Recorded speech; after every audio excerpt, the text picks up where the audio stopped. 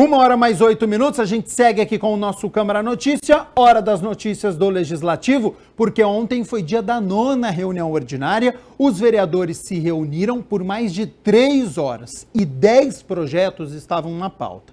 Entre eles, foi aprovado em votação inicial o projeto de lei de autoria do vereador Igor Diego, que obriga o Executivo a dar transparência pública às emendas impositivas dos parlamentares, à lei orçamentária anual e o status de execução destas emendas.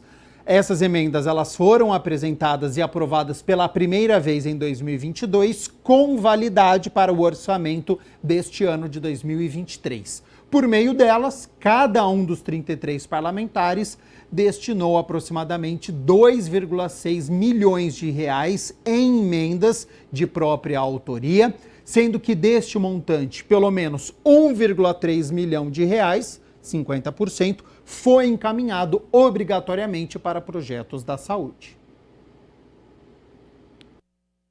É importante tanto para a Câmara Municipal, quanto para o cidadão. Nós tivemos também aqui a visita do terceiro setor no início do ano, questionando, perguntando, e hoje nós estamos numa era digital, moderna, onde a transparência pode ser aplicada através dos mecanismos digitais. Então essa propositura vem de encontro que esse projeto da emenda nasceu nesse ano de 2023, vai ser o primeiro ano que nós vamos disponibilizar, indicar, e que também nasça junto essa transparência de maneira clara e de fácil leitura. E olha só, também em primeira discussão foi aprovado o projeto de autoria do vereador professor Alberto, que altera uma lei lá de 2002, que trata da criação de novas feiras e da regularização das feiras de artes e artesanatos comunitárias aqui na cidade de Campinas. A proposta estabelece que os interessados em organizar as instalações das feiras deverão constituir uma comissão organizadora de no mínimo 3 expositores residentes aqui no município, eliminando a exigência de que os integrantes da comissão residam no bairro onde ocorrerá o evento. Só que no seu artigo 4º está exarado ali que seria a organização da feira seria com 3 membros do bairro. Aí que está o problema, porque em 2002 talvez isso fosse possível. Mas hoje, depois da pandemia, depois de tanta coisa, nós precisamos fomentar os pequenos empreendimentos e muita gente, então, está lá colocando o seu produto, só que não necessariamente é do bairro. E a lei é clara, a lei é explícita, a lei 11.135 de 2002, no artigo 4º, ela é muito clara. Para fazer parte da comissão organizadora tem que ser do bairro. E aí tem feira que não tem mais organização, porque não tem todos os expositores do bairro. Às vezes tem até uma pessoa do bairro, mas não todos. Então, essa lei, quem trouxe para essa casa foi o nobre vereador Paulo Búfalo. Inclusive eu dialoguei com ele e ele concordou plenamente. Então, nós estamos sugestionando uma mudança no seu artigo 4º dessa lei, 11.135 de 2002, lei municipal, para permitir que pessoas que não necessariamente, expositores que não necessariamente morem no bairro, mas que morem na cidade de Campinas. Ainda na 9ª reunião ordinária, os vereadores discutiram e votaram as moções. Uma delas é de autoria do vereador Felipe Marchesi, que apela ao governo federal, ao Ministério da Casa Civil, ao Ministério das Cidades, pela retomada do programa PAC Taubaté, para a implantação de um parque linear ao longo das margens do Ribeirão Taubaté, entre os bairros Jardim Santa Cruz e Jardim Bandeiras 2, aqui em Campinas. Um parque linear, uma grande praça que foi feito ali, os projetos, nós conhecemos, várias etapas deste projeto, então nós estamos solicitando ao governo federal para que possa retomar essa obra com urgência. Nós sabemos da importância deste local para os moradores, é um bairro que não tem hoje praças, lugares de lazer, então é um bairro que está muito longe, abandonado pelo poder público e precisa ser retomada essa obra. Uma obra tão importante que vai dar qualidade de vida, mais saúde para os moradores, com certeza vai ser um grande avanço para aquela região que tanto espera, há tantos anos espera por este projeto que só está no papel por enquanto. Várias famílias já foram removidas ali das margens do córrego Taubaté e ainda não foi implantado nada. Então esta moção é de apelo para que esse projeto possa ser colocado em prática e possa dar o pontapé inicial. É uma cobrança então aí para o governo federal. Lembrando que você pode rever ou você que perdeu, assistir à reunião ordinária, as mais de 3 horas de discussão e votação sobre os projetos no YouTube da TV Câmara Campinas. É só digitar lá, youtube.com/TV Câmara Campinas, tem uma aba de ao vivo, você clica lá e você consegue assistir na íntegra toda a reunião. O site está aqui embaixo da sua tela. A gente segue aqui com as notícias do Legislativo, agora 1h mais 14 minutos. Muito obrigado, viu, pela sua companhia, pela sua audiência. E o vereador Gustavo Peta pediu, através de 2 requerimentos, informações sobre os índices da atual situação de pobreza e vulnerabilidade quanto à moradia em área de risco aqui na cidade. O vereador Gustavo Peta requer informações sobre os índices de pobreza e vulnerabilidade social em Campinas. Olha, eu quero os números precisos de um índice que já é claramente notável em Campinas, de um aumento de famílias em situação de extrema pobreza na cidade. Já há alguns meses, talvez até alguns anos, há um aumento expressivo de número de famílias que passam da situação de pobreza, que já é uma situação lamentável, muito triste, para uma situação de extrema pobreza. E isso é evidente que é resultado da atual situação econômica que o país vive, mas também é preciso ver quais têm sido as medidas políticas e qual a eficiência dessas medidas que o município pode fazer para atenuar essa situação de extrema pobreza, né? É uma situação lamentável, uma cidade rica como a nossa, uma cidade pujante como a nossa, ainda existia aí milhares de famílias vivendo uma situação em que a alimentação, por exemplo, não é um direito garantido para seus filhos, para suas filhas. Então a gente quer saber todos esses números para poder, inclusive, fazer uma fiscalização, uma atuação crítica junto à prefeitura para que as políticas possam melhorar e avançar no sentido de resolver esse grave problema que a cidade enfrenta. Dados do IBGE mostram que 48% da população do nosso país vive em extrema pobreza, ou seja, a cada 10 pessoas, 3 vivem em estado de vulnerabilidade, significando 11 milhões de brasileiros. Outra preocupação do parlamentar é sobre a atual situação de moradia da população mais carente. Por isso, ele protocolou também mais um requerimento pedindo informações sobre a atual situação e identificação das áreas de risco em Campinas. Essas famílias que vivem na extrema pobreza, quase todas, ou parte expressiva toda delas, vivem em situação de moradia muito precária.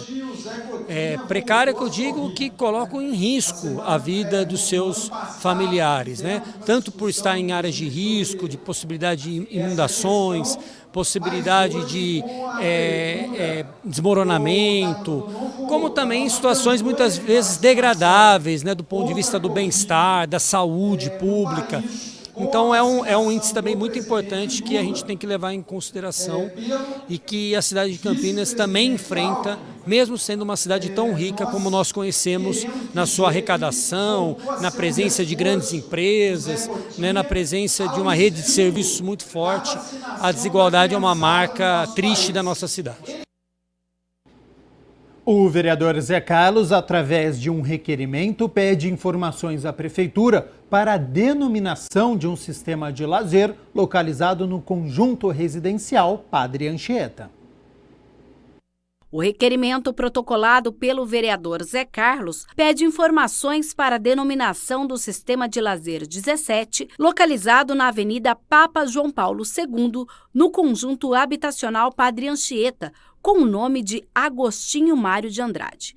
No documento foram anexados o comprovante de óbito e o histórico completo da vida do homenageado, como determina a Lei Municipal 13.543 de 2009. O parlamentar fala da importância da denominação. Nada mais justo do que a gente estar prestando essa homenagem para ele que morou ali na nossa Vila Padre Anchieta. E até os moradores, né, que conhecem essa pessoa aí, vão eternizar o local, vão cuidar também do local. Sem dúvida, essa é a nossa intenção. É fazer com que eternize o nome dessas pessoas que trabalharam muito por Campinas, que tenham reconhecimento da população. E nós, como homens públicos, temos o dever de eternizar para que outras pessoas sigam o seu exemplo e que a população cuide desse local, principalmente aí a família, que vai se lembrar e todos os moradores ali, que ele deixou muita saudade, também ali na nossa Vila Padre Anchieta. A Elecamp, a escola do Legislativo aqui de Campinas, promoveu o evento Doenças Raras. Conscientizar é preciso. Em parceria com o Instituto Amor e Cuidado, acompanhe como foi. Em comemoração ao Dia Mundial das Doenças Raras, comemorado em 28 de fevereiro, a Elecamp, Escola do Legislativo de Campinas, recebeu o Instituto Amor e Carinho e outras autoridades.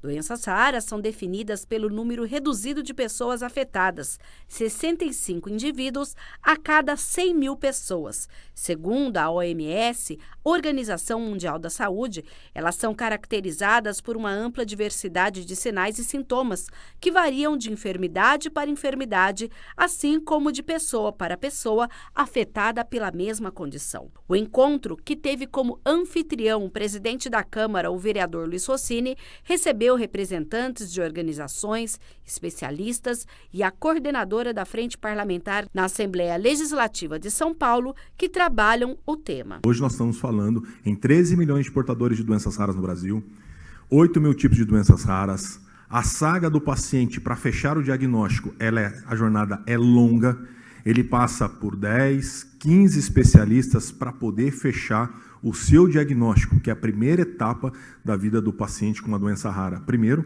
ele saber qual é a doença que ele tem. Depois vem a segunda saga, que é ele buscar se houver tratamento para aquela doença específica. Falar de doenças raras, hoje em dia, é até um pouco menos difícil do que quando a AFAG foi criada em 2005. Né? Esse ano ela faz 18 anos, a maior idade da AFAG. E realmente era algo muito desconhecido. Mas com esse trabalho das associações, dos familiares, primeiramente, né, formando grupos, isso foi importantíssimo para que a gente pudesse dar voz a esses pacientes, a essas famílias, que muitas vezes, como o próprio Wesley diz, né, peregrina de profissional de saúde a profissional de saúde, muitas vezes levando anos para se ter um diagnóstico. Algumas, infelizmente, nem chegam a um diagnóstico. Essa frente parlamentar nós conseguimos levar para mais de 200 municípios, colocando dentro das câmaras municipais. E isso fez com que os vereadores pudessem ser ali, no seu município, um ponto de apoio para a população, onde a população, onde as entidades vão ali conversar com aquele vereador, ele traz para a gente, ali na Assembleia Legislativa de São Paulo, as demandas e a gente consegue atender de uma forma muito mais rápida e muito mais eficaz. As doenças raras, nós conseguimos fazer muito trabalho, principalmente de divulgação de informação. As doenças raras, como já foi colocado aqui de uma maneira muito assertiva, elas são ou muito pouco abordadas ou praticamente não abordadas durante a graduação dos profissionais de saúde, de uma maneira geral. Não estou falando só dos médicos, mas dos médicos principalmente, né? A gente entende que é importante, sim. E o fato de ter participado daquele seminário no dia 28 já nos garantiu que o tema doenças raras será um tema, sim, que será abordado dentro do programa Mais Médicos Campineiros, que é um programa de residência médica né, de formação de médicos de medicina de família e comunidade, que nesse programa estão residentes da Secretaria Municipal de Campinas, da Rede Mário Gatti, da São Leopoldo Mandique, da PUC e da Unicamp. A vereadora Guida Calisto enfatizou a importância de discutir o tema na Câmara e defendeu mais verbas para o diagnóstico e tratamento. A gente sabe que qualquer avanço, principalmente nessa área, a gente depende da questão do financiamento. A gente depende, né, que o poder público, que a gestão, que a administração pública tenha um olhar, de fato, para essa questão. Então, assim, a gente cada vez mais parabeniza, incentiva, mas a gente tem que exigir, de fato, do poder público que haja uma prioridade. Para ter uma prioridade, não adianta vir só com tapinha nas costas. Não adianta. A gente precisa ter financiamento público, a gente precisa ter orçamento público, e a gente sabe que é o Estado que consegue garantir isso. O Ministério da Saúde, por meio de uma portaria em 2014, instituiu a Política Nacional de Atenção Integral às Pessoas com Doenças Raras, aprovou as diretrizes para atenção integral às pessoas com doenças raras no âmbito do SUS e instituiu incentivos financeiros de custeio. Em Campinas, um projeto de autoria do vereador Eduardo Magoga, que tramita na Câmara, institui a Política Municipal de Atenção, Diagnóstico e Tratamento às Pessoas com Doenças Raras no município. Então, quando a gente traz um debate desse para a cidade de Campinas, com responsabilidade, já é um ganho significativo. Por quê?